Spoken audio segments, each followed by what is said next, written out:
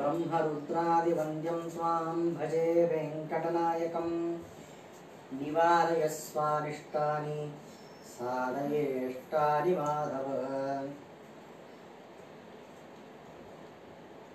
परमात्मने सततमेकरूपिणे दशरूपिणे शतसहस्ररूपिणे अविकारिणे स्फुटमनन्तरूपिणे सुखचित्समस्ततनवे नमो नमः। सर्वमङ्गलमाङ्गल्ये शिवे सर्वार्थसाधिके शरण्ये त्र्यम्बके गौरी नारायणी नमोऽस्तुते। लसतु श्रीमदानन्दतीर्थेन्दुर्नो हृदम्बरे यद्वचश्चन्द्रिका स्वान्तसन्तापं विनिकृन्तति। भवति यतनुभावादेडमोघोऽपि वाग्मी जडमतिरविजन्तुर्जायते प्राज्ञमौलिः। सकलवचनचेतो देवता भारती सा मम वचसि निधत्तां सन्निधिं मानसे च। नमोऽस्तु तात्विका देवाः विष्णुभक्तिपरायणाः धर्ममार्गे प्रेरयन्तु भवन्तः सर्व एव हि। न्यायसुधाधिगर्जमुनीं श्रीपादराजसन्मुनीं व्यासार्यान् हृदागमाब्धिविहरान् श्रीवादिराजानपि वन्दे हंसवरान् रघुत्तमगुरून् वैदग्ध्यवारां श्रीसत्यव्रतराघवेन्द्रमुनिपान् सद्बोधसध्यानपान् विद्यापीठविधातारं विद्यावारिधिचन्दिरं विद्यार्थिवत्सलं वन्दे महामहिमसद्गुरुं। श्रद्धाभक्तिगुणोपेतं महार्यपदसेवकं सदा सद्धर्मनिरतं कृष्णाचार्यमहं भजे। आपादमौलिपर्यन्तं गुरूणाम् आकृतिं स्मरेत् तेन विघ्नाः प्रणश्यन्ति सिद्ध्यन्ति च मनोरथाः। हरिः ओं हरिः ओं। स्वस्ति अस्तु सतामखिलसन्मङ्गलानि भवन्तु। श्लोकैकश्रवणपठनमात्रेण कथावक्तुश्रोतॄणां निखिलकलिकतकल्मषापनोदनपटुतरे धर्मार्ध्यखिलपुरुषार्थसाधनीभूते श्रीमद्वेङ्कटेशमाहात्म्य प्रारभ्यते। हरिः ओं हरिः ओं हरिः ओं। श्रीगुरुभ्यो नमः। ब्रह्मरुद्रादिवन्द्यं त्वां भजे वेङ्कटनायकं निवारयस्वानिष्टानि साधयेष्टानि माधव।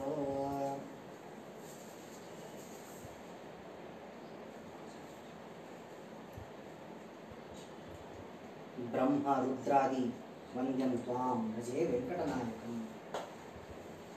चतुर्मुख ब्रह्म रुद्र आदि देवतांना नमस्कार करून वेंकटनायक व्यंकटेश स्वामींना सुद्धा नमस्कार करून निवारयस्व अनिष्टानि स्व आमचे अनिष्ट निवारण कर जो करतो निवारयस्व अनिष्टानि आणि साधयेष्टानि आम्हाला साधनाचा मार्ग जो दाखवून देतो त्याला नमस्कार करत व्यंकटेश महात्मा कथा प्रारंभ करत आहोत। शौनक उवाच कथितं रंगमाहात्म्यं त्वया हस्ति त्वया हस्ति गिरीशतुः जगन्नाथस्य वै विष्णोः माहात्म्यं अतुलं मुने। नैमिषारण्य क्षेत्रात शौनकादी मुनी सत्रासाठी जमलेले आहेत। या सत्रामध्ये सूत महर्षींना बरेच काही प्रश्न विचारून त्याचं समाधान आहे त्यांच्याकडून समाधान सगळं प्राप्त केल्यावर सुद्धा शौनकाचार्य म्हणतात कथितं रंग महात्म्यं त्वया हस्ति गिरीशतुः। रंग महात्म्य श्रीरंग क्षेत्रामध्ये असलेला श्रीरंग स्वामी त्याच्या महात्म्य आम्हाला सांगितलं। जगन्नाथाच्या सुद्धा महात्म्य आम्हाला सांगितलं। इदानीं श्रोतुमिच्छामि महात्म्यं व्यंकटेशतुः। शौनक महर्षी म्हणतात की आम्हाला व्यंकटेश महात्म्य सुद्धा ऐकायचं आहे।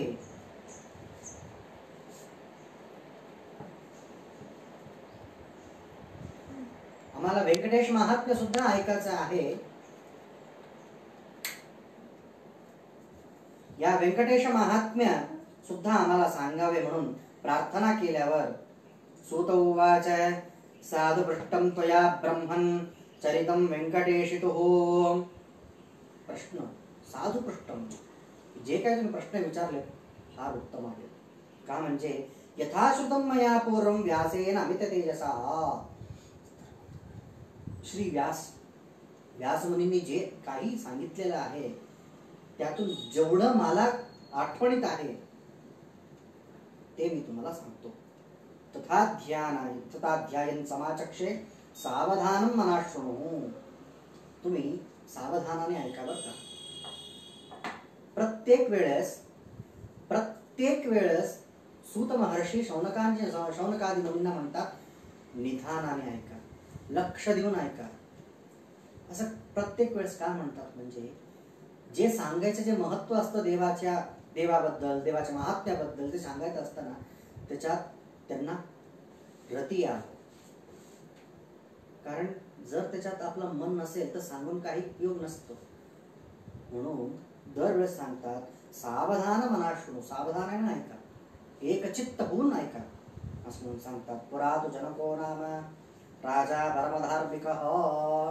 जनक राजाबद्दल सांगतात कारण की व्यंकटेश महात्म्यासाठी कशाला व्यंकटेश इथे येऊन राहिला, काहीतरी सूचना पाहिजे ना. आला इथे राहिला, पद्मावतीशी लग्न केलं, पण कशाला केलं ते, हे प्रश्न येतो. म्हणून आधीपासूनच कथानक सुरू केले जनक राजापासून. जनक राजा म्हणजे रामायणाच्या कालापासून कथा प्रारंभ करतात. परमधार्मिकः सत्यवाक् सर्वशास्त्रेषु कोविदः कोपवर्जितः. जनक राजा कसा होता आपण फक्त रामायणामध्ये सुद्धा त्याच्या भावनाबद्दल किंवा त्याच्या साधनेबद्दल दिलेला आहे. पण इथे छोट्या अक्षरामध्ये सुद्धा म्हणजे छोट्या एका अध्यायात सुद्धा सांगितलेलं आहे की सत्यवाक् सर्वशास्त्रेषु कोविद कोपवर्जितः.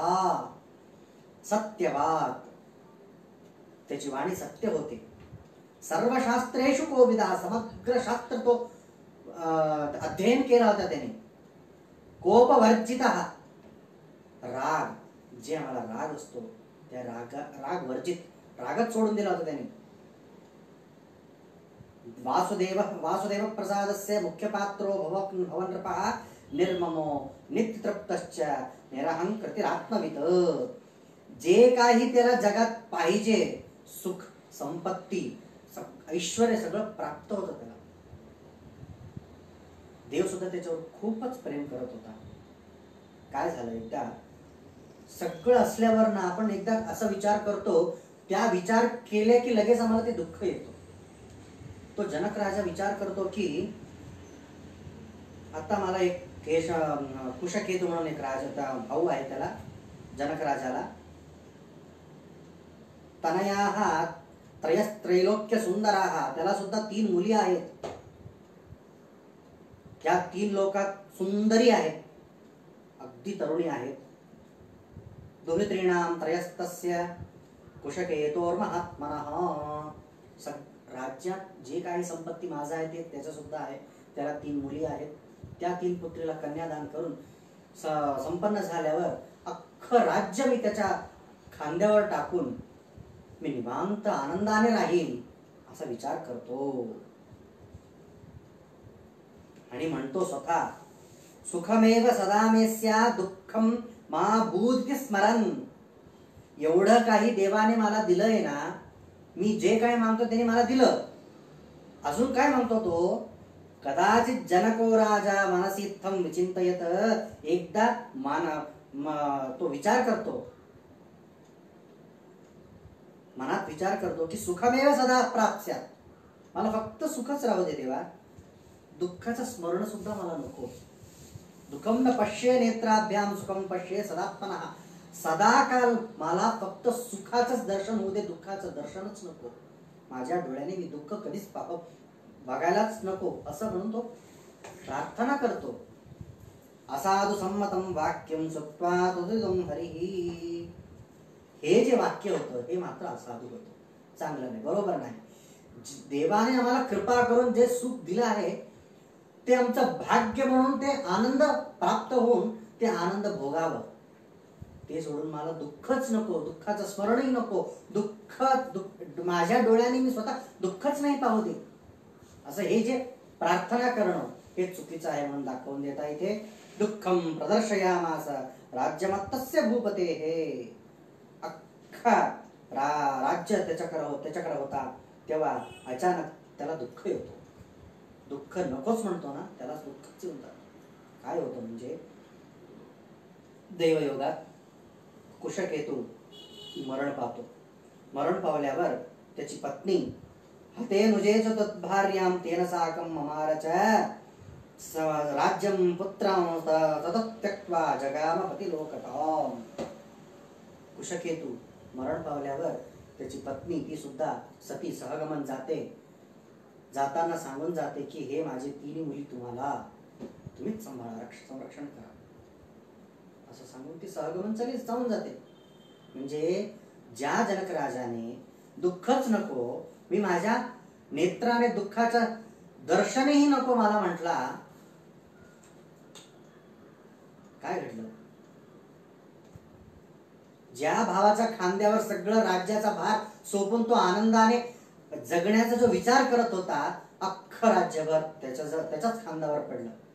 एवढंच नाही तर त्या कुशकेतूच्या 3 मुली होत्या, त्यांची जबाबदारी सुद्धा त्यालाच पडली. म्हणजे आपण देवाला दुःख मला नको रे बाबा असं कधीही नाही म्हणा. मला सुख प्राप्त होऊ दे असं म्हणा, विचार करा, प्रार्थना करा देवाला, पण दुःख मला मुळीच नको हे आम्ही कोण आहे ते ठरवणार? दुःख द्यायचं की सुख द्यायचं तो त्याच्याकडे आहे. प्रार्थना करा देवा मला सुख दे म्हणून, दुःख नको हे प्रार्थना करणं हे चुकीचं आहे म्हणून दाखवून देता इथे. तौ दंपती नृपौ दृष्ट्वा त्यक्तो पुत्रो सुखोचितो विललाप महाराज भ्रातरं भ्रातृवल्लभम्. रडायला सुरुवात करतो. सगळं काय कार्य संपन्न झाल्यावर विचार करतो, 80 वर्षसहस्रं संप्राप्तं मम भामिनी कुगच्छसि वरारोहे पतिमा लिंगमंगले. 80 वर्षसहस्रम 80,000 वर्ष त्याचं वय, जनक राजाचं वय काय आहे? 80,000 वर्ष तो जगलेला आहे. आत्ता म्हणतो मला काही दुःख नको म्हणतो, त्याला या वयाला त्याला दुःख प्राप्त झाला. मातृहीन नृपो बालां आलिंग्यांके निधाय च. आई वडील नसलेले 3 मुली तरुणी, त्यांची जबाबदारी माझ्या खांद्यावर चढली म्हणून तो रडायला प्रारंभ करतो. भो पुत्रा बालभावेपी मातृहीनाच्च कार्षिताः. आई नसलेली मुली म्हणजे किती कष्ट त्यांना पाळायला, त्यांचं संरक्षण करणं, त्यांना समजवणं खूप कष्ट आहे. कथम पश्यामि नेत्राभ्याम मातृहीनाश्च बालका. त्या मातृहीना झालेल्या त्या बालकांना मी माझ्या डोळ्यांनी पाहू कसं? रडायला सुरुवात करतो. तेवढ्यातच तिथे गुरुजी येतात, पुरोहित येतात. त्यांचं नाव आहे शतानंद. तस्य दुःखस्य शांत्यर्थम शतानंद पुरोहिता. त्याचं दुःखाचा शांत करण्यासाठी शतानंद, शत म्हणजे संपूर्ण आनंद, संपूर्ण आनंद देणारे ऋषी येतात तिकडे. देव सुद्धा कसं त्यांना ते जुळून देतो. दुःख आलंय, रडतोय, त्यांनी दुःख नको म्हणून मागितला होता, देवाचा भक्तच आहे, पण चूक केली त्यांनी, त्याला दुःख देतो. दुःख दिल्यावर सुद्धा त्याला परत देवच येऊन त्याला उपदेश देतो. त्यांच्याकडे पाठवतो शतानंद ऋषींना, जा बाबा बघ काय झालंय त्याला. शतानंद येतात, आले की नमस्कार करतो, पूजा करतो, पाद्यपूजा करतो. पाद्यपूजा करून बसवतो. तथा कालोचितं वाक्यं कथयामास गौतमं. कसं चाललंय सगळं काय म्हणून विचारल्यावर जनक राजा म्हणतो, शतानंद महाप्राज्ञ कागदी पुरतो मम वृद्ध्वादात्मनश्चैव पुत्राणां चैव शैशवात्. काय करू, माझं वृद्धाप्य आलेलं आहे मला, त्या वृद्धाप्यामध्ये काय सांगू तुम्हाला मी, किती कष्ट आहे. कन्यानां च वराभावात् धतबंधोर महामुने भाव शत्रवः सन्ति रावणेंद्र जितादयः. 3 कन्या आहेत माझ्या भावाची, त्यांची जबाबदारी माझ्यावर आहे. मी खूप थकलेलो आहे. आता मला युद्धभूमीत क्षेत्रामध्ये जाऊन युद्ध करण्याची क्षमता नाहीये मला. यावेळी असुर किती आहेत, शत्रू किती आहेत, रावणादी सगळे शत्रू आहेत मला. तेभ्यो युद्धम कथम दास्ये असह्यो आता जीर्णवान. मी खूप जीर्ण झालेलो, मला माझ्याकडून युद्ध करण्याला जमत नाही आता. काय करू? दिवानक्तम समायाती रावण केन हेतुना. सकाळी येतील, रात्री येतील, संध्याकाळी येतील, काहीही सांगू शकत नाही. न जाने सीतायाश्चातिरूपायाः स्वरूप पुरुषो यथा. थोडं सगळं झाल्यावर माझी एक मुलगी आहे सीता नावाची. लभ्यते वदत् विप्रेंद्र तृतीयं प्रवदामि ते दीर्घायुषश्च मे पुत्राः पुत्रश्चापि सभर्तृकाः. त्यांचं लग्न व्हायचंय.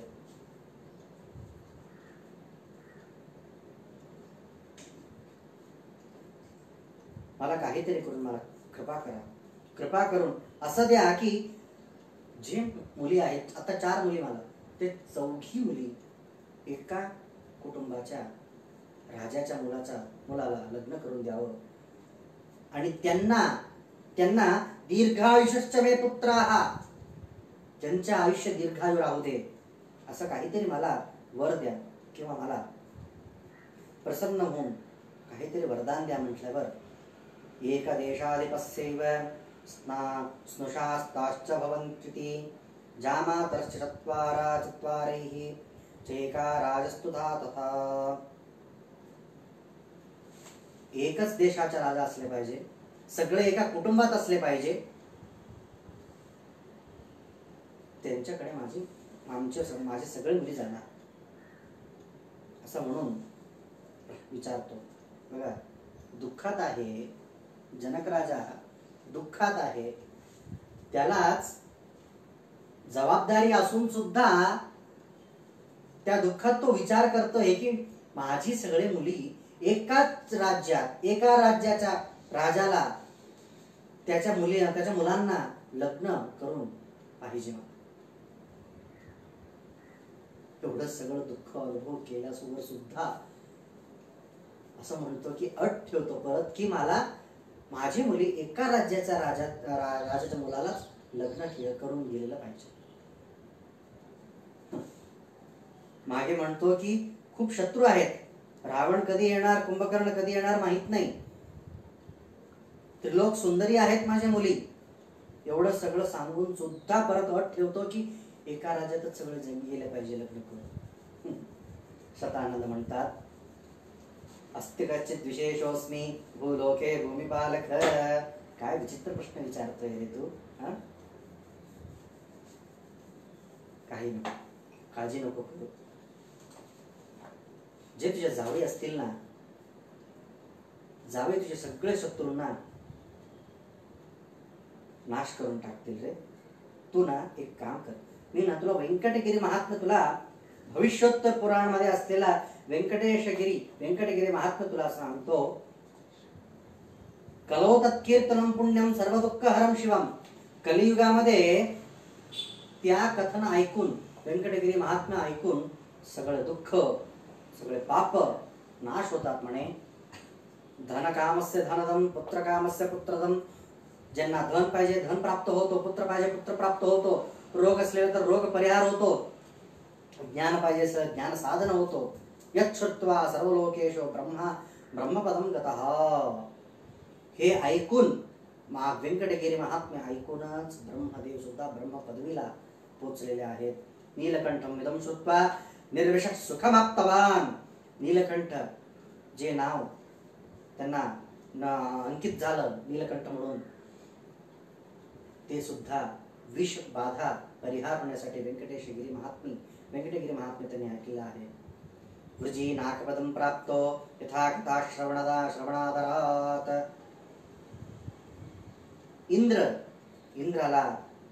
इंद्र पदवी सुद्धा या कथा ऐकल्यावर सुद्धा भेटलेल्या आहे. ह्याच्याबद्दल काय फल सांगू आता तुला अजून असं म्हटल्यावर जनक राजा म्हणतो, स्वामी ऋषीमुनी महामुनी हे मी ऐकतो, मला ऐकवा, मी बसतो, मला हे व्यंकटगिरी महात्म्य ऐकायचं आहे. म्हटल्यावर ऐक. कृते वृषाद्रिं वक्ष्यन्ते त्रेतायाम् अंजनाचलम् द्वापरे शेषशैलेति कलौ वेंकटाचलम् नामानि युगभेदेन शैलस्यास्य भवन्ति ही. ह्या व्यंकटगिरीला प्रत्येक युगामध्ये वेगळं वेगळं नाव आहे. कृतयुगामध्ये वृषाद्री म्हणून ह्याला नाव आहे. त्रेतायुगामध्ये अंजनाचला या गिरीला म्हणजे हा मोठा पर्वताला अंजनाचल म्हणून नाव आहे. द्वापर युगामध्ये त्याला शेषाचल म्हणून आहे. द्वापरे शेषशैलम. कलियुगामध्ये त्याला वेंकटाचल म्हणून म्हणतात. नामानी युगभेदेन प्रत्येक वेगळ्या युगामध्ये वेगळं वेगळं नाव आहे त्याला. असं म्हटल्यावर जनक म्हणतो, चतुर्युगेषु यत् प्रोक्तम नाम तस्य गिरिर्मुनेः कृते वृषाद्रिं च न कथं नाम भविष्यति. तो प्रश्न विचारतो, मग असेल तर मला पहिल्या युगामध्ये म्हणजे कृतयुगामध्ये त्याला वृषाद्री म्हणजे वृषभाचला असं का बरं नाव ठेवलं असं म्हणून विचारल्यावर जनक राजा म्हणतात, ऐक. पुरा तो वृषभो नाम राक्षसो वृक्ष कर्मकृत. वृषभ म्हणून एक राक्षस होता. तो राक्षस त्या वृषभाचलामध्ये म्हणजे तो त्या पर्वतावरती जाऊन तो तिथे तपश्चर्य करत होता. संक्लिष्ट तपसद्वध्ये शरणं गताः. एवढा घनघोर तपश्चर्य करत होता ना, सगळ्या देवतांनी जाऊन तर देवाला प्रार्थना केली, हे स्वामी देवा परमात्मा त्याला काय पाहिजे जाऊन दे ना, त्याचे संकट आम्हाला त्रास होतोय, तो एवढं घनघोर तपश्चर्या करतोय. म्हणजे जास्त साधना जास्त तपश्चर्या कोणी केलं तरी सुद्धा स्वर्ग लोकात त्रास होतो. का बरं? घनघोर तपश्चर्या. अग्नी सोडत असतात, अग्नी प्रज्वलित करून त्या अग्नीमध्ये थांबून तपश्चर्या करत असताना त्या अग्नीचा जो शाख असतो ना, स्वर्गलोकापर्यंत पोहोचत असतो. एवढा त्रास होत आहे. श्रीनिवासम ऋषिकेशम भक्तानाम अभयप्रदम. स्वामी जा त्याला अभयदान दे, त्याला काय पाहिजे दे म्हणून सगळे देवतागण जाऊन देवाला प्रार्थना करतात परमात्माला. मग ठीक आहे, मग देव येतो खाली. भगवन् अरविंदाक्ष वृषभो नाम राक्षसः अबाध्ययस्तदा क्रूरः ततो भंग करखलः.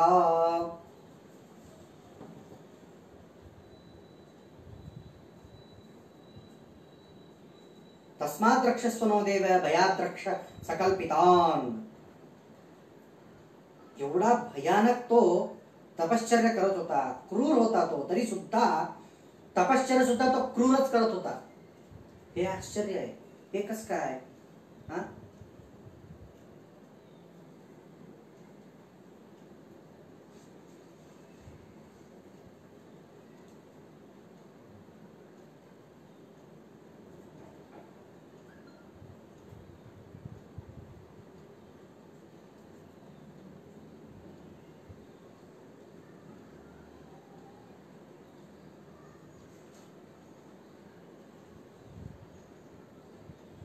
काय करत होता?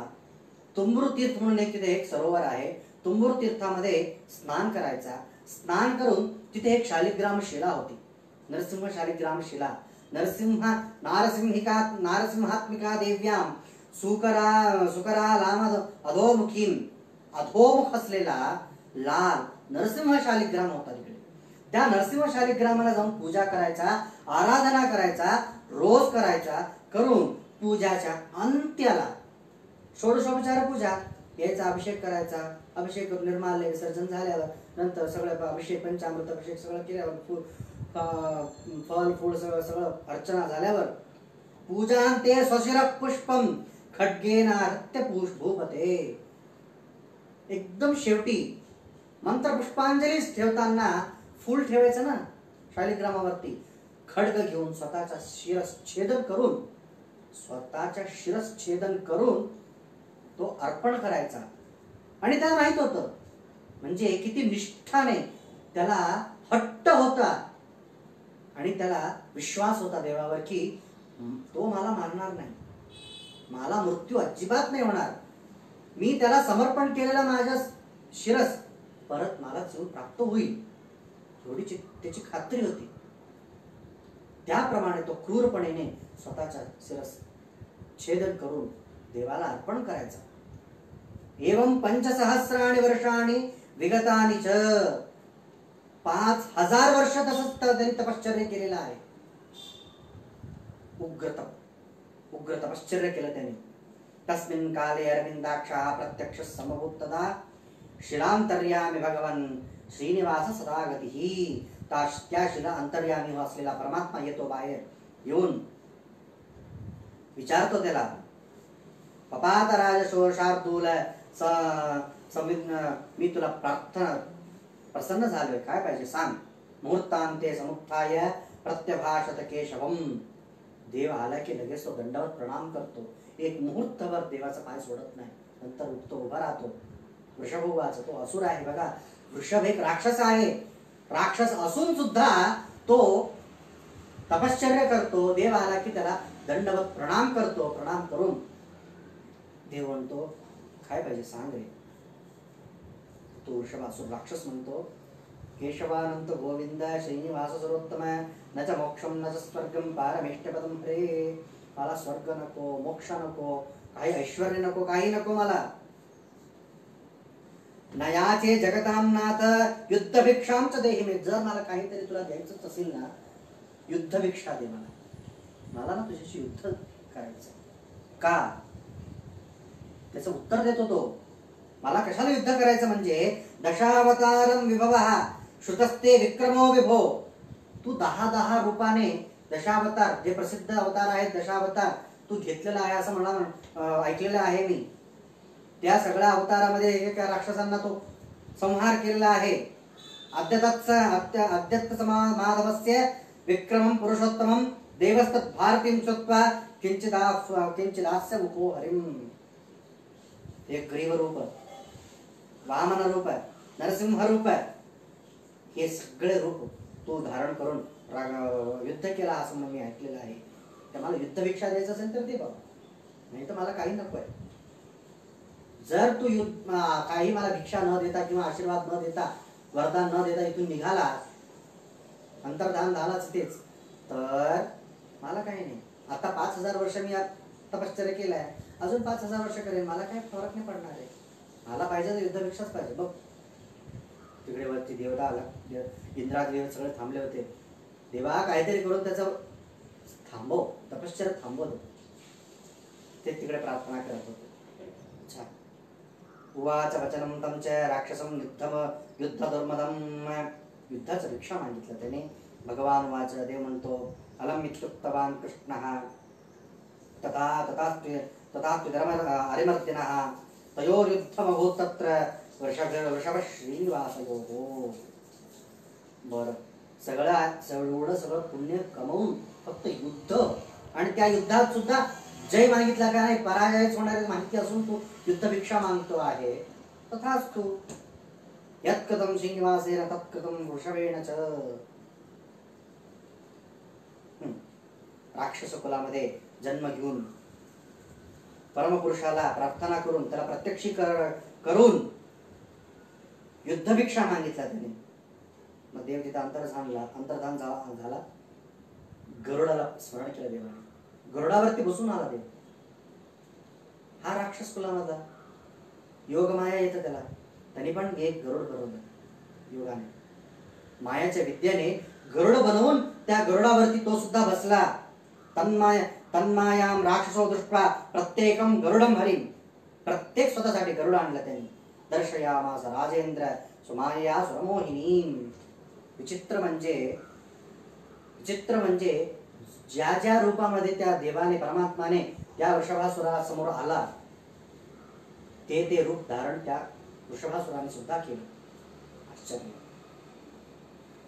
शशसं राक्षसं वीरं साधु साधित्य भाषतः आहरिष्ये शिरःकायाद्यथा पक्वफलं द्रुमात्. एवढं शक्ती त्याला कुठून आली? ते तपश्चर्यामुळे, तपश्चर्यामधून त्याला एवढं शक्ती प्राप्त झाला होता.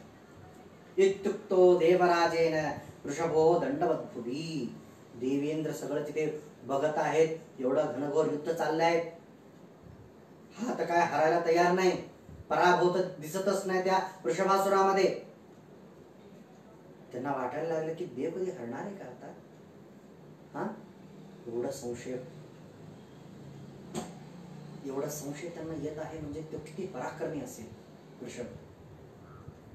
इथे एक समजून घ्यायचा विषय म्हणजे देव त्यांना एवढा पराक्रमी का बनवतो, किंवा देव त्याच्यापेक्षा पराक्रमी असून त्याच्या समोर दाखवत का बरं नाही. म्हणजे त्यांनी 5000 वर्ष तपश्चर्या केलेला आहे ना. 5000 वर्ष तपश्चर्या झाल्यावर काहीतरी त्याला बळ पाहिजे की नाही. त्या तपश्चर्याचा फळ काय एका सेकंदात किंवा एका मुहूर्तात त्याला नाश करून टाकायचा. संहार केल्यावर 5000 वर्षाच्या तपश्चर्याचे काही महत्व राहणार नाही, मग कोणी तपश्चर्या करणारच नाही. त्यासाठी त्या तपश्चर्याचं फळ त्याला प्राप्त व्हावं, तपश्चर्याला एवढं बळ आहे म्हणून दाखवून देण्यासाठी परमात्मा शांत राहतो. पराक्रमा त्याच्याकडून दाखवून घेतो सगळ्यांना. तसं झाल्यावर देव म्हणतो आता समय संपला, समाप्त. एवढं वेळ युद्ध केलं, खेळला ना, बस झाला, तर तुझी मृत्यू आली. असं म्हटल्यावर चक्र धरलेला असतो देवाने. वृषभोवाच्या तो वृषभ म्हणतो बघा, असं देव म्हटला, बस रे बाबा, आता किती छळतो, आता मी तुला मारतो, तुझं टाइम संपलं. असं म्हटल्यावर तो खाली उतरतो. जे काय मायाने गरुड बांधवलं असतं सगळं जातं, खाली उभं राहतो, हात जोडून देवाला नमस्कार करतो. देवाला म्हणतो चक्रपाणे नमस्तुभ्यं चक्रस्य चरितं श्रुतं यत् चक्रेण प्राप्तस्तो मुक्तिमेतेन संशयः. देवा चक्रपाणी, तुझ्या हातात जे चक्र आहे त्या चक्राने माझं शिरच्छेद अवश्य कर. चक्राच्या स्पर्शाने मुक्ती निश्चय आहे, तर मला सुद्धा मुक्ती भेटेलच. मला काही चिंता करायची गरजच नाही, आवश्यकताच नाही. न संशयच नाही मला की मला मुक्ती भेटणारच आहे आता. या चक्रेण पुरा राजा कीर्तिमाप्तवान. भागवतामध्ये अंबरीश महाराजाला ज्या चक्राने वाचवलं, चक्राची महिमा किती आहे देवा. त्या चक्राने माझं शिरच्छेदन करतोय, अवश्य करणार, मला मुक्ती आहेच त्याच्याने. प्रार्थना करतो. तस्मात वृषभ फक्त एक मागतो, वरम ययाचे वृषभो भवेत् चैलो ममाभिधा. एक शेवटचं वर दे ना मला. आता काय रे बाबा, एकदाच वर मागितला, युद्ध भिक्षा मागितला, युद्ध झाल्यावर आता मरणाच्या संधी आलीवर परत नको म्हणू की मला अजून युद्ध खेळायचंय. नाही रे देवा, असं काय नाही. मला ना फक्त तस्मात वृषभशैलोयम कृते ख्याती उपात पुरा.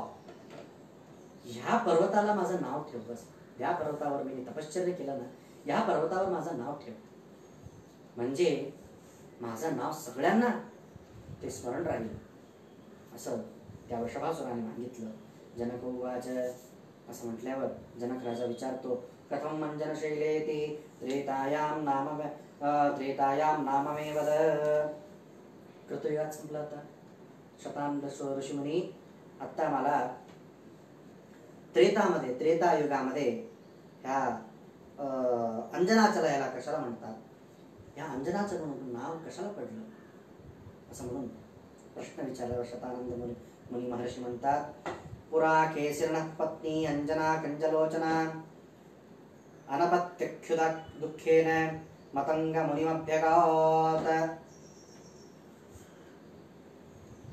केसरी म्हणून हा कपी, रामायण कालामधला केसरी म्हणून कपिला अंजना म्हणून पत्नी असते. मतंग मुनीच्या आश्रमात जातात, त्यांना प्रार्थना करतात. अनम्य मुनिशार्दूलम अरिंद्याम पत्यकार्षिताः. असं म्हटल्यावर आम्हाला मुलं झाले नाही, पुत्र म्हणजे संतान प्राप्त करण्यासाठी काहीतरी आम्हाला तपश्चर्या उपदेश काय द्यायचं असेल द्या, आम्हाला अनुग्रह करा. म्हटल्यावर ते म्हणतात उवाच वचनं नेत्रं निरसित्तर कलेवरः किं मे तापस शार्दूल अपुत्रायाश्च का गतिः. काहीतरी करावं, मला काहीतरी सेवा द्या किंवा व्रत द्या, काहीतरी नियम द्या, ते केल्यावर काहीतरी जप तपश्चर्या काय म्हणतात ते द्या, मला काहीतरी वरदान द्या किंवा मला अनुग्रह करा, अनुग्रह करून मला पुत्र संतान पाहिजेच. असं ती अंजना जाऊन ऋषींना, मतंग ऋषींना प्रार्थना केल्यावर मतंग ऋषी म्हणतात एक काम करतो. पंपायाः पूर्वदिग्भागे 50 योजनांतरे, पंपा सरोवर जे आहे ना इथे, या पंपा सरोवरच्या पूर्व दिशेला 50 योजनांतरे, 50 योजनानंतर नरसिंह आश्रम आहे. त्या नरसिंह आश्रमामध्ये जाऊन तिथून दक्षिण दिग्भागे नारायण गिरेस्तटे, त्या नरसिंह आश्रमाच्या दक्षिण दिग्भागेला नारायणगिरी आहे. त्या नारायणगिरीच्या उत्तरेच्या दिग्भागेला स्वामी तीर्थ म्हणून आहे. तिथून क्रोश 1000 थोडं पुढे गेलं तर वियत गंगेति विख्याता तत्र गच्छ यथा सुखम, आकाशगंगा म्हणून आहे तिकडे, तिथे जा, तिथे अंघोळ कर. तत्र स्नात्वा तु कल्याणी द्वादशाब्दम तपश्चर, तिथे जाऊन तू तपश्चर्य कर, तुला अवश्य फळ भेटेल. असं म्हटल्यावर ती जाते, अंजना जाते. मतंग ऋषींनी जे काही सांगितलं त्याचप्रमाणे जाते, नारायणगिरीला जाते. तिथून जाता सगळ्या नदीला, सरोवरांमध्ये अंघोळ करून, स्नान करून देवाला प्रार्थना करत जाते. वराहरूपिणं नत्वा पीत्वा तत्सलिलं शुभम, वराहरूपी स्वामीला, देवाला नमस्कार करते. नमस्कार करून आकाशगंगाला जाते. आकाशगंगाला जाऊन मुनीनां मंत्रभर्तारं व्रतार्थं भक्षवर्जिता, जे मुनींनी काय मंत्र दिलं होतं तिला अंजनाला, ते मंत्र जप करत ती तपश्चर्या प्रारंभ करते. व्रतार्थं भक्षवर्जिता, आधी जेवण सोडते. उपवास परावाला बाह्य भोग विवर्जिता, सगळं काही बाह्य भोग जे असतं, सगळं अलंकार करणं, स्नान करणं, तेही सोडून जेते नुसतं एक मग्न होऊन ध्यान करून मंत्र जाप करत राहते. काष्ठवत पर्यवस्थाप्य शरीरम स्वप्नशुचिः, शरीर शुद्धी झाल्यावर, म्हणजे उपवास करून शरीर शुद्ध झाल्यावर पूर्णे संवत्सरे जाते वायुदेवो महाबलः, 1 संवत्सर म्हणजे 1 वर्षभर तिने तपश्चर्या केल्यावर वायुदेवो महाबलः, वायू देव प्रसन्न होऊन तिथे येतात आणि त्यांना प्रार्थना करते. प्रार्थना केल्यावर फलमादाय भक्षार्थं प्रत्यहं दापयन् मरुत, एक फळ देतात. फळ देऊन म्हणतात त्याच्यात माझा आशीर्वाद आहे, तुला पुत्र संतान होईल म्हणून सांगतात. तिथून वायुदेव अंतर्धान होऊन जातात. आता एकस्मिन् दिने वायुः फले वीर्यं प्रपूर्य च, ते फळ एक दिवस खाते. ती थोडे दिवस झाल्यानंतर वीर्य गर्भफलं तस्याः प्राक्षिप्त करसंपुटे फलं सा मान्यमाना हि क्षुधार्ता अंजना दशमासांते सुशुभे पुत्रमुत्तमम्. काही दिवसानंतर गर्भधारण होतं. 10 महिन्यानंतर पुत्रोत्सव होते. पुत्रोत्सवामध्ये एक मुलगा होतो. अंजना दशमासांते, 10 महिन्यानंतर पुत्र होतो. त्या पुत्राचं नाव हनुमंतम प्राहुः मनयो वीतकल्मषाः, हनुमंत म्हणून त्याला नामकरण होतं. अंजना मृतमास्थाय प्राप्तपुत्रा भवद्गिरौ तस्मात् अंजनशैलोऽयं लोके विख्यातकीर्तिना. त्या अंजनेने त्या पर्वतावर जाऊन तपश्चर्या करून हनुमंताचा जन्माला जे तपश्चर्या तिने केला ते तिथे केला, म्हणून त्या पर्वताला अंजनाचल म्हणून त्याला प्रख्यात झालं. असं अंजनाचल खूप आहे नाशिकमध्ये. मी नाशिकमध्ये राहतो. नाशिकमध्ये सुद्धा एक अंजनाचल म्हणून, अंजनागिरी म्हणून आहे. तिथे जाताना ते सुद्धा असं म्हणतात की अंजना देवी तिथे तपश्चर्या केली म्हणून. काय विरोध असताना असं म्हटल्यावर एक मन्वंतर झाल्यावर परत घटना घडतात. या घटनांना इथे एकदा या मन्वंतरामध्ये केलं असेल, दुसऱ्या मन्वंतरामध्ये दुसरीकडे जाऊन तिने तपश्चर्या केलं असेल असं समजून घ्यावं. असं मोठ्यांनी आम्हाला असं एक निर्णय घेतला की कारण इथे पण होऊ शकतो तिकडे पण होऊ शकतो, असं संशयास्पद काहीतरी प्रश्न आले तर हा उत्तर म्हणून सांगितलेलं आहे.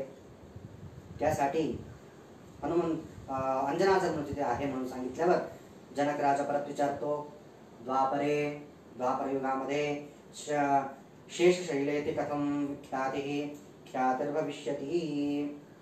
शेषाचल म्हणून सांगतात ना ते कशासाठी असं म्हणून जनक राजा विचारल्यावर शतानंद उवाच. शतानंद म्हणतात कृतमध्ये वृषभाचल झालं, द्वापरमध्ये त्रेतामध्ये अंजनाचल झाला, आता द्वापरमध्ये शेषाचल. ह्या शेषाचल नाव कशासाठी पडलं?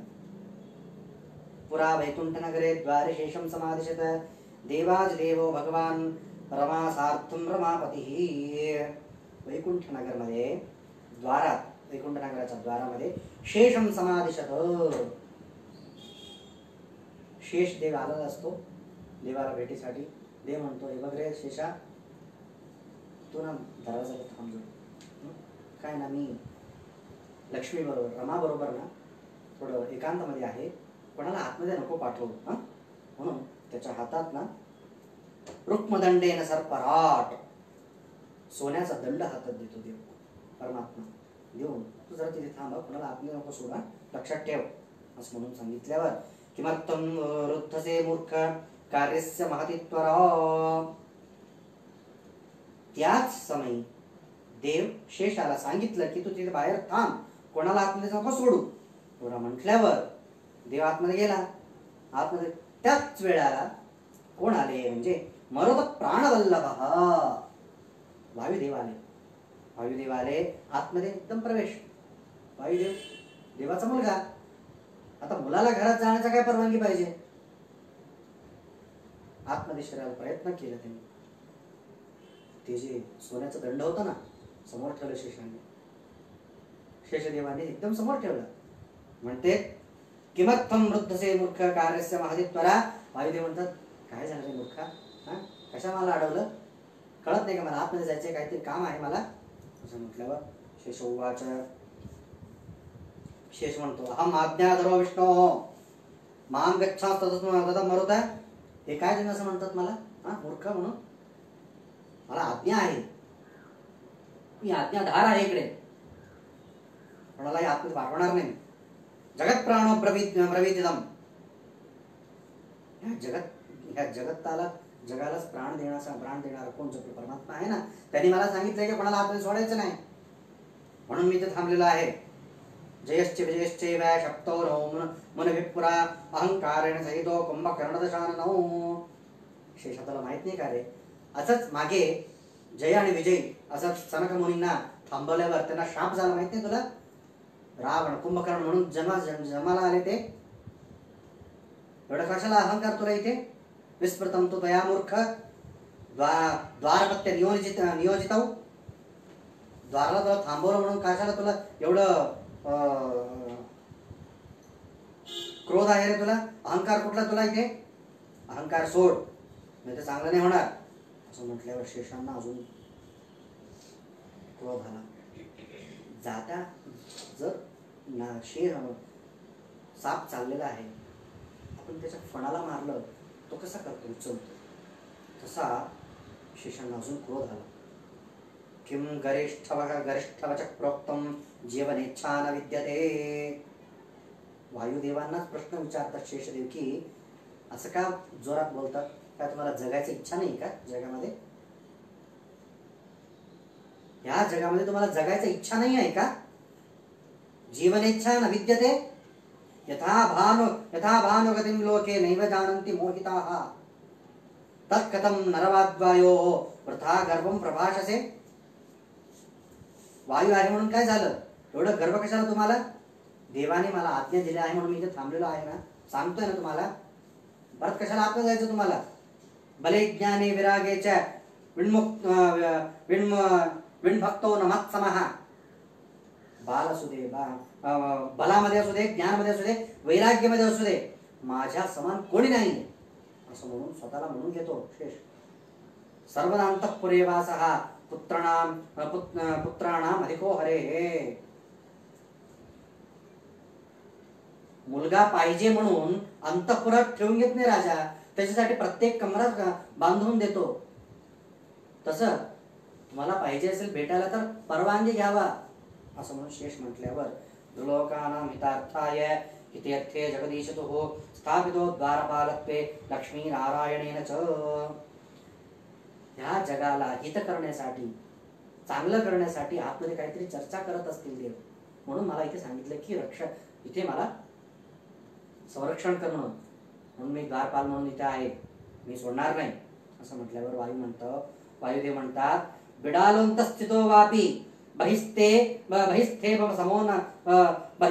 भसमनो हरिः शयानं रत्नपर्यंके राजानामपि सेवते. बघ शेषा, तुला उदाहरण देतो.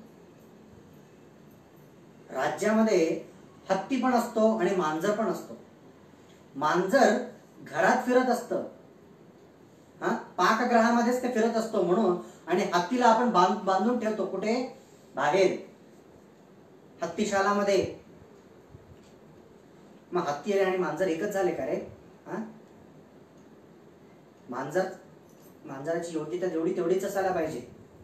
इनडायरेक्टली तो रागवताय की मी हत्ती आहे, माझं शाला वेगळं असेल, माझं घर वेगळं असेल तर काय झालं, मी त्यांचा मुलगा आहे, तू मांजरासारखा आहे, तू घरात असून सुद्धा तुझं काय किंमत तेवढंच रे, समजून घे तू. नाही. शयानं रत्नपर्यंके राजानामपि सेवते. राजा झोपण्यासाठी मोठा पलंग असतो, त्या पलंगावर झोपण्यासाठी मध्यभागी राजा झोपतो, पाय दाबण्यासाठी त्या पलंगावरती बसून ते सेवक पाय दाबत असतात राजाचे. मंत्री, मुलगा सगळं लांब थांबतात, लांब थांबून त्याच्याशी विचार करतात, प्रार्थना काहीतरी बोलायचं असेल तर राजाशी बोलतात. म्हणून काय झालं, तो सेवक त्या मंत्री आणि राजपुत्रापेक्षा मोठा झाला का रे? नाही ना, तसं नको समजूस तू. कश्चित दूतो नियुक्तस्य पर्यंका रूढवान स्वयं. तू काय स्वतःला देवाचा पर्यंका आहे म्हणून काय झालं तुला? तुला इथं नियमन केलंय ना, दूत आहे ना तू, दूतासारखं वाग असं म्हणून वायुदेवाने म्हटल्यावर किमाधिक्यम तस्य शेष पुत्रे का न्यूनता रुदद. अजून त्यांना क्रोध आला. एवढं जोर जोरात वाद घालत असताना लक्ष्मी म्हणते, परमात्मा काहीतरी बाहेर आहे, आवाज ऐकू येते, कोणीतरी भांडतंय का, काहीतरी भांडण चालू आहे असं वाटतं मला असं म्हणून लक्ष्मी म्हटल्यावर बाहेर येतो देव. परमात्मा बाहेर येऊन किमर्थम क्रोशेशेष पुमान गोत्रागतः परः इत्युक्तो देवदेवेन फणिराजोऽभ्यभाषत. कोण आहे रे शेषा? काय चाललंय भांडण तुमचं? कशाला एवढं आवाज? एवढं म्हटल्या शेषांना तर अजून प्रोत्साहन झालं. देवासमान आपण एकदम ग्रेट व्हायचं, देवाला सगळं यांच्याबद्दल कंप्लेंट करून त्यांना पाठवून द्यायचं म्हणून अजून जोर जोरात म्हणायला सुरुवात करतात. मलयाचलवासेन वायुनांतर अंत्यत्त गर्विणा अवाच्य वचनं प्रोक्तम अनेन अत्यंत मानिना. मलयाचलामध्ये असलेला तो वायू आहे ना, तो आलेला आहे.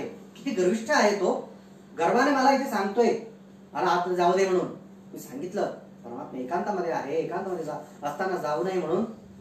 माझ्यावरच आक्रोश चालू आहे त्यांचं. अवाच्य वचनम, अवाच्य वचन बोलता आहेत. काय तस्मिन्नेभिः काले तू साष्टांगम प्रणमत्यतम.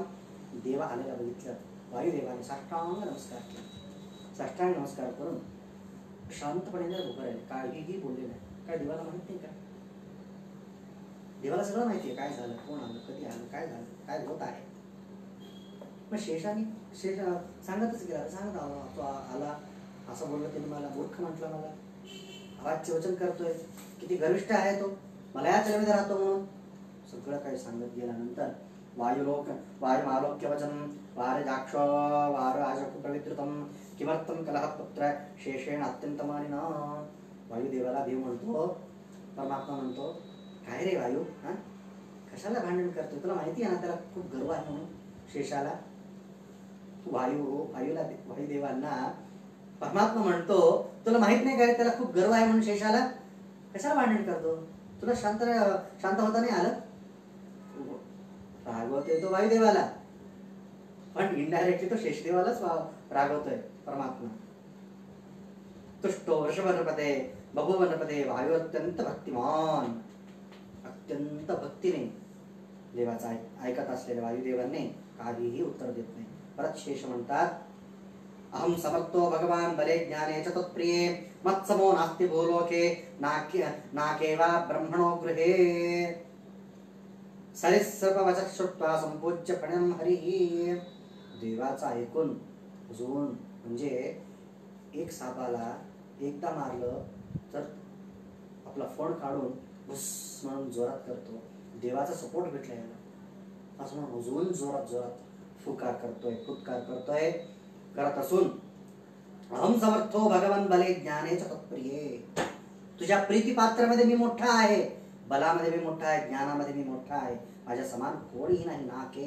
नाके म्हणजे स्वर्गमध्ये आणि भूलोकमध्ये कोणीही श्रेष्ठ नाही माझ्यापेक्षा. असं म्हटल्यावर देव म्हणतो, हे बघ, नुसतं एवढं वाद घालत काही प्रयोजन नाही. काहीतरी प्रदर्शन करायचं असेल तर म्हण, सांग मला. मी इथे नियोजन करतो. मी एक सांगतो बघ तुला, नवांग मात्रेण पौरुष्यम क्रिया केवल उत्तमम.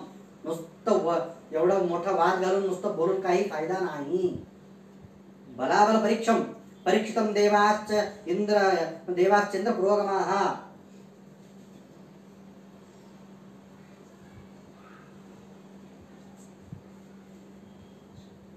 बलाबलाचा विचार करा म्हणून देव म्हणतो, आता बघ हे शेषा इकडे ये. अत्रैव उत्तर दिग्भागे पर्वतम मेरुनंदनम. मेरू पर्वताचा मुलगा इथे आहे. पर्वत उत्तर दिग्भागामध्ये मेरुनंदन आहे. त्या मेरुनंदनाला तू काय कर म्हणजे स्वकाय रज्जुनाम बद्ध्वा बलम ते यावदस्तही. स्वतःलाच दोरीसारखं बांधून घे तू. स्वतःलाच दोरीसारखं बांधून घे त्या पर्वताला. जर तिष्ठभद्र महाभोगिन विषपुत्कार संयुतः असं म्हटलं की लगेच शेषा गेला जाऊन मोठा नागासारखा झाला. नागासारखा होऊन त्याच आपलं स्वतःलाच दोरीसारखं करून त्या पर्वताला घट्ट बांधून घेतलं. स्वकाय रज्जुना बद्ध्वा ह्यानंदाद्रिम महीपते. त्या आनंदाद्री म्हणून त्या पर्वताचं नाव. मेरू पर्वताचा मुलगा आनंद पर्वत. हा आनंद पर्वताला शेषाने पूर्णपणे बांधून घेतलं. तमालोक्य अग्निदायितः पर्वतम तमुपागतः. एवढं म्हटल्यावर वायूला म्हटलं, वायूला देव परमात्मा म्हणतो, जर त्या पर्वताला तू थोडं तरी किंचित तरी तू हलवलास तर तू बलाने मोठा. असं म्हटल्यावर देवाच्या आज्ञा ठीक आहे म्हणतात, जातात. फक्त कनिष्ठांगुली संस्पर्शात पर्वतो भोग संयुतः. कनिष्ठ अंगुल, छोटासा हा जो अंगुळ आहे ना, करंगळाचा स्पर्श झाला, उडायला सुरुवात केलं. म्हणजे आपण जोरात किक मारलं तर जोरात फुटबॉलला लाथ मारलं तर किती वेगाने गोलकडे जातो. यांनी जोरात किक मारलं सुद्धा नाहीये, फक्त करंगळी स्पर्श केलाय. स्पर्श केलं तर सहस्रम अर्धलक्षंच दक्षिणाभिमुखो ययो. दक्षिण दिग्भागेला अर्धलक्ष म्हणजे 50,000 योजन उडून गेलं ते. नेरदुष्टावनपदे बलदेवम महाबलम. तो मेरू पर्वत असतो ना, तो येऊन प्रार्थना करतो, तुमच्या दोघांच्या भांडणामध्ये माझा मुलगा कुठेतरी चावून पडेल असं नको करा, असं नको होऊ दे देवा. त्रायताम स्वामीन पुत्रम बालम महाबल. तुमच्या बलाबलाच्या या युद्धामध्ये माझ्या मुलाला कशाला बळी घेतात, त्याला सोडा. एव मुक्तो मेरुनाथ वायुस्त्वरित मानसः. असं म्हटल्यावर तिथेच अर्धलक्ष म्हणजे 50,000 आणि सहस्रम 51,000 लक्ष. 51,000 योजन गेल्यावर तिथे खाली पडतात. तिथे शेषेण गिरिपुत्रेण स्वर्णमुख्या तटोत्तरे. स्वर्णमुखी ह्या तटाच्या उत्तर दिग्भागेला ते जाऊन पडतं तिकडे. शेषो गतमद पश्चात तुष्टाव मरुताम पतिम. तिथूनच शेषांना अरे मला अहंकार झाला, काय मी एवढा, वायुदेव माझ्यापेक्षा मोठे आहेत, ते सोडून मी असं करणं माझ्यात शोभलं नाही मला, असं म्हटल्यावर तिथूनच नमस्कार करतात. क्षमस्व मम दौरात्म्यम अज्ञानेनागतम विभो. मला अज्ञान झाला होता, हा अहंकाराने मला, मी जे काही केलं मला क्षमा करा. निर्वैहि तत्प्रसादंच चकार मरुदांपती राजन शेष निमित्तेन शेषाचलमिमं विदुः. ह्या निमित्ताने त्या पर्वताला शेषाचल म्हणून नाव अंकित झालं. आता जनक राजा प्रश्न विचारतात, कलो व्यंकटशैलेती कथम नाम महामुने. कलियुगामध्ये ह्या व्यंकटाचं, ह्या पर्वताला व्यंकटाचल म्हणून का बरं नाव ठेवलं, असं म्हटल्यावर शतानंद उवाच. ह्या प्रश्नाला शतानंद मुनी जे काय म्हणतात, उत्तर रूपाने जे काय म्हणतात ते आपण उद्याच्या भागामध्ये ऐकणार आहोत. आता श्रीकृष्णार्पणमस्तु. अनेन भावयत् पुण्यम् अवाप्नोतु गुरुर्मम. अक्षयं कर्म यस्मै परेत्वर्पितं प्रक्षयं यान्ति दुःखानि यन्नामतः. अक्षरो योजरः सर्वदैवामृतः कुक्षिगं यस्य विश्वं सदा जादितं. हीनयामो वासुदेवं देवतामंडलाखंडमंडलम्. उद्या सुद्धा 5 ते 6 वाजेपर्यंत याच व्यासवाणी फेसबुकमध्ये लाईव्ह असणार आहे.